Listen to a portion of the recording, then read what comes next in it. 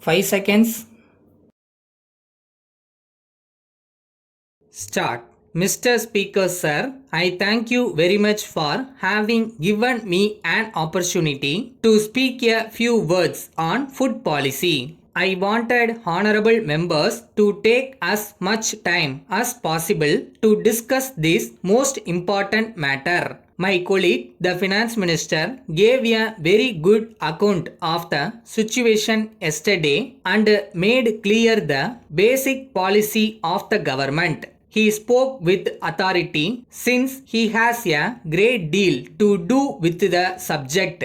Yet, I want to say a few words because recently there has been some confusion in the public mind and many things have been said which appear to me to have no justification at all. I wish to clear the confusion as far as possible. The honorable member who asked me earlier in this session whether there would be a debate on food policy was probably under the impression that some big changes were under consideration. As a matter of fact, a change in policy was neither intended nor suggested. Certain minor changes are certainly contemplated, but they have nothing to do with the basic policy that the government has attempted to follow in future. I am sure the House will realize that during the last few years, the Food Ministry has had to face very difficult problems. The government and the cabinet have, of course, shared to some extent in carrying the burdens of the Food Ministry. I am not denying that we have made mistakes, but we have also endeavored to profit by them. It must be considered that the food situation in the country, which was difficult for a long time, has now considerably eased. Although other factors have contributed to the improvement, I think we are justified in saying that the present favorable situation is to some extent the result of government policy also. In this connection, I would like to pay my tributes to my colleague, the food minister, who has approached the very difficult and complicated subject of food with an energy and an awareness which I think have produced certain positive results all over the country. In a debate of this kind, it is natural that honorable members should be more concerned with the situation in their particular state or area, and it is right that they should do so. Nevertheless, the most important thing is that we keep in view India and her food problem as a whole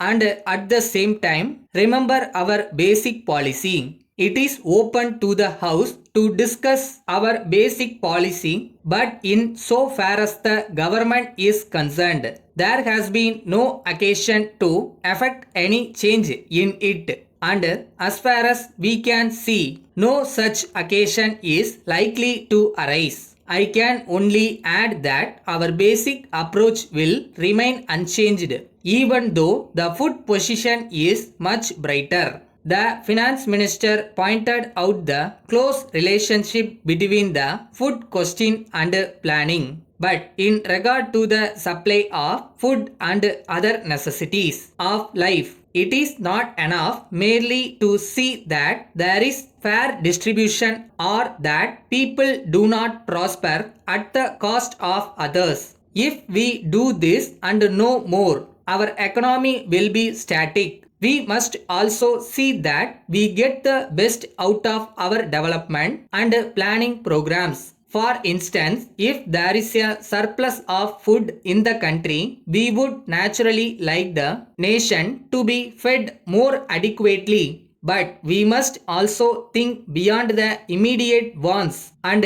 utilize our resources with foresight. With these few words, I conclude my speech. Letter from Messrs. George Brown and Company, Bombay, to Messrs. National Company Limited, Bangalore.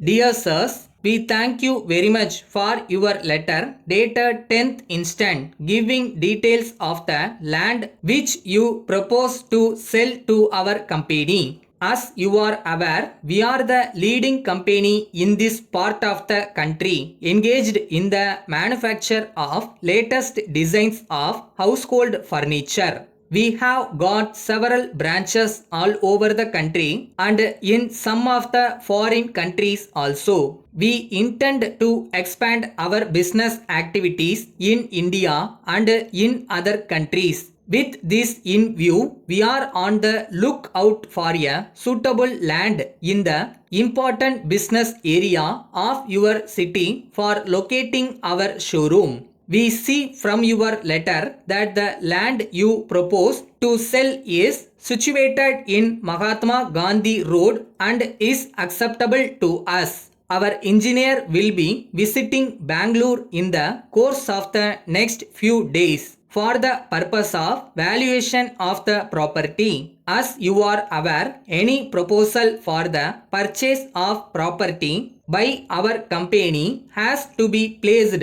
before our board of directors for its approval. The next meeting of the board is fixed for 21st of next month, by which time we hope to be able to take a decision in the matter. The decision taken by our board will be duly communicated to you immediately thereafter. Yours faithfully.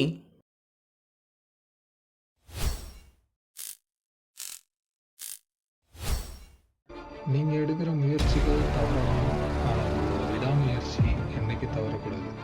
So ஆரம்பிக்கலாமா?